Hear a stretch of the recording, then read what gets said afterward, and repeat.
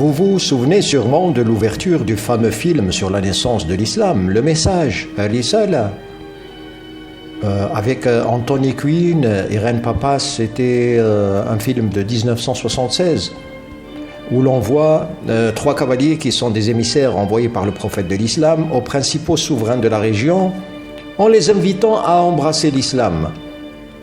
Il y avait un cavalier qui était destiné pour l'empereur de Perse, Khosrov II, un messager pour l'empereur de Byzance, Héraclius, et ce qui nous intéresse aujourd'hui, c'est le 3e message, celui qui a été envoyé pour l'Égypte au Muqawqis d'Égypte, archevêque des Coptes.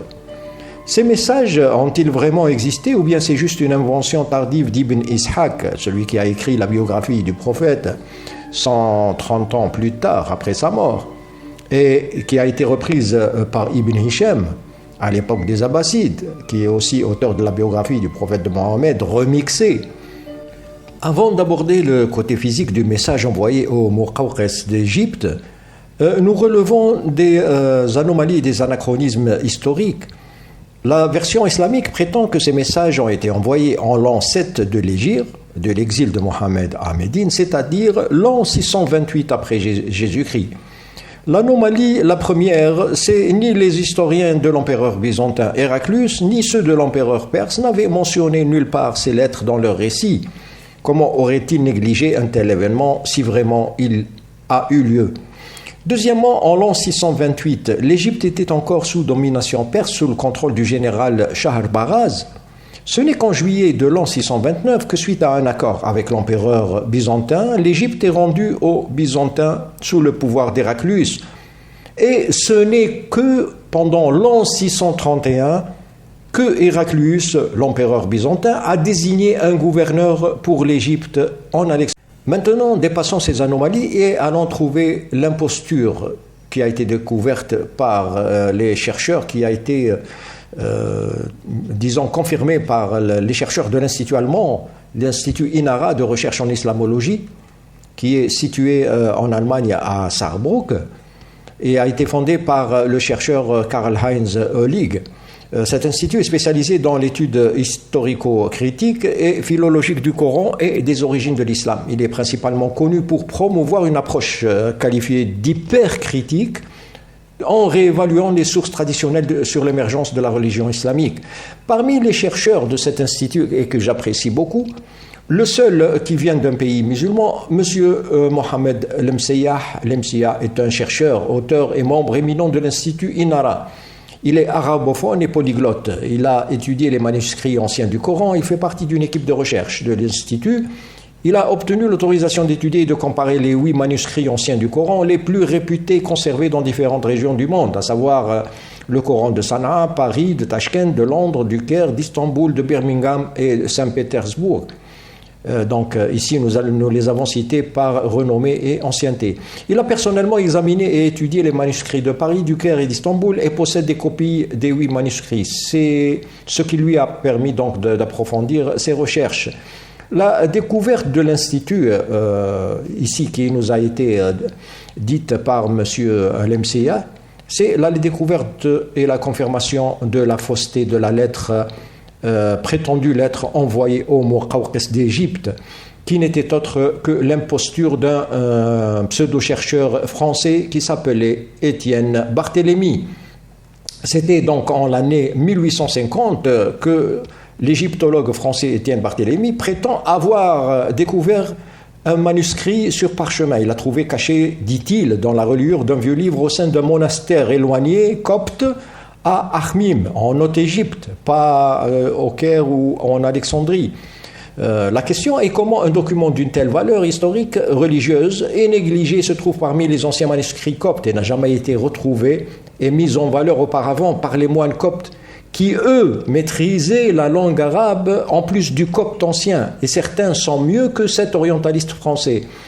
Le contenu du message, le texte, correspond exactement à la lettre diplomatique que la tradition islamique attribue au prophète Mohammed, envoyée après le traité de la Hudaybiyah vers l'année 628 à Al-Muqawqis d'Égypte, donc le gouverneur d'Alexandrie, et qui était le chef des Coptes.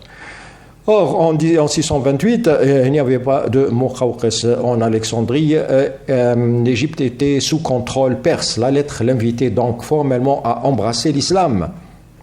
Sa première publication, après sa prétendue découverte par Étienne Barthélemy, le document a été officiellement présenté au monde scientifique à l'époque et publié en 1852 dans le célèbre journal asiatique En France. Pour ce qui est Étienne Barthélemy, il n'existe aucune photographie ni portrait connu de ce personnage, bien qu'il ait fait sa découverte au milieu du XIXe siècle, à une époque où la photographie commençait à se développer. Ce chercheur français est resté une figure très mystérieuse et secondaire de l'égyptologie. Il n'a laissé aucune trace visuelle dans les archives historiques ou les journaux scientifiques de l'époque. Cependant, les documents liés à sa célèbre controversée découverte sont bien documentés. Donc, dès sa première mise à jour au milieu du XIXe siècle, cette pièce a fasciné les chercheurs, mais aussi a soulevé de grands débats paléographiques à l'époque. Ce que l'on sait aujourd'hui, après avoir pris un recul de plus d'un siècle, donc Étienne Barthélemy n'était ni un universitaire de premier rang comme Champollion, ni un diplomate célèbre, il s'agissait d'un voyageur et chercheur indépendant. Le verdict de l'histoire est que son absence des galeries de portraits s'explique aussi par le fait que sa découverte a rapidement été entachée de doutes. À l'époque, déjà, la recherche contemporaine aujourd'hui tend à considérer ce parchemin non pas comme un original du 7e siècle, mais comme une falsification très habile, probablement conçue ou transmise par Barthélemy lui-même. Donc, l'authenticité de ce parchemin a été contestée par de nombreux historiens et orientalistes modernes qui estiment que le document trouvé, le parchemin physique, est une copie ou une recréation plus tardive.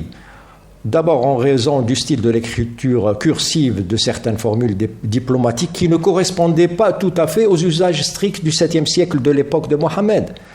Donc, sa valeur historique reste donc au stade de valeur historique. Le document original a par la suite été offert au sultan ottoman. L'Institut Inara allemand aujourd'hui nous confirme enfin et définitivement que ce document est faux pour les raisons historiques et techniques. Premièrement, l'écriture koufique avec laquelle a été écrit le texte n'est pas celle de l'époque de Mohammed. L'écriture koufique est apparue en Irak à Koufa, la cité de Koufa, environ 80 ans au moins plus tard. En d'autres termes, l'écriture du prétendu message du prophète de l'islam n'est pas l'écriture des premiers parchemins du Coran, qui était l'écriture hijazi. Deuxièmement, le sceau apposé en bas du message, le sceau du prophète, a été tout simplement dessiné à la main pour donner l'impression que c'est le sceau du prophète. Donc, il n'est pas fait à l'aide d'un tampon physique, ni gravé à l'aide par pression. Troisièmement, la signature apposée sur le parchemin, le sceau, donc, mentionne Allah, messager Mohammed, c'est-à-dire Allah Rasoul Mohammed, qui est un emblème repris par Daesh dans leur banderole. Ce logo appelé Toghra ou appelé monogramme impérial a été inventé par les Ottomans pour la signature du sultan. Donc, il ne date que de l'époque ottomane. Le parchemin falsifié à l'époque, découvert en 1852, a été acheté par le sultan ottoman Abdelmajid Ier en 1858 pour la valeur, tenez-vous bien, de 500 000 livres turcs de l'époque, ce qui équivaut à 73 livres d'or pur, c'est-à-dire aujourd'hui la valeur de 50 millions de dollars, un montant astronomique. Les musulmans, surtout à partir du XIXe siècle et l'apparition des orientalistes et leur retard technologique, ont été les victimes et se sont fait piéger par leurs propres légendes qui ont été utilisées pour leur soutirer des sommes colossales.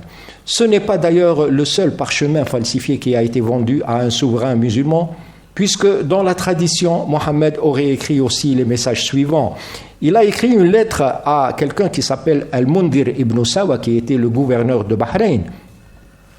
Tenez-vous bien, presque tous les parchemins ont été découverts à partir du 19e et 20e siècle. Donc cette lettre a été retrouvée à Damas par un diplomate, dit-on, italien, dont on ne connaît pas le nom jusqu'à aujourd'hui. Elle a fini par être conservée en Allemagne et puis a été acquise par des collections privées par les émirs du Golfe.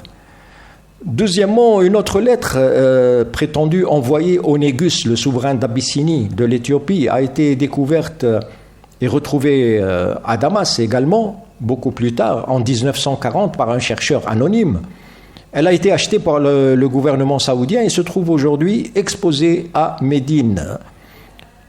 Une troisième lettre, celle qui a été envoyée à Khosrow II, l'empereur de Perse, c'est l'une des plus tardives. Elle a été retrouvée au XXe siècle au Liban dans une collection privée avant que son authenticité ne soit débattue également à l'échelle internationale dans les années 60. Une quatrième lettre, celle qui a été prétendue envoyée à l'empereur de Byzance, elle a circulé, l'original dit-on a circulé, et une réplique ou une version très célèbre est aujourd'hui conservée en Jordanie par la famille royale, les Hachémites. Plusieurs illogismes que nous rencontrons dans cette légende écrite par Ibn Ishaq sur, disons, la menace masquée du prophète de l'islam vis-à-vis des empereurs de l'époque. Il avait à côté de ces empereurs-là une armée minuscule. Comment prétendrait-il à cette époque menacer les empereurs de l'époque et les inviter à embrasser l'islam, alors qu'en 628 il n'avait même pas conquis la cité de la Mecque. Je vous remercie et vous donne rendez-vous avec la prochaine vidéo.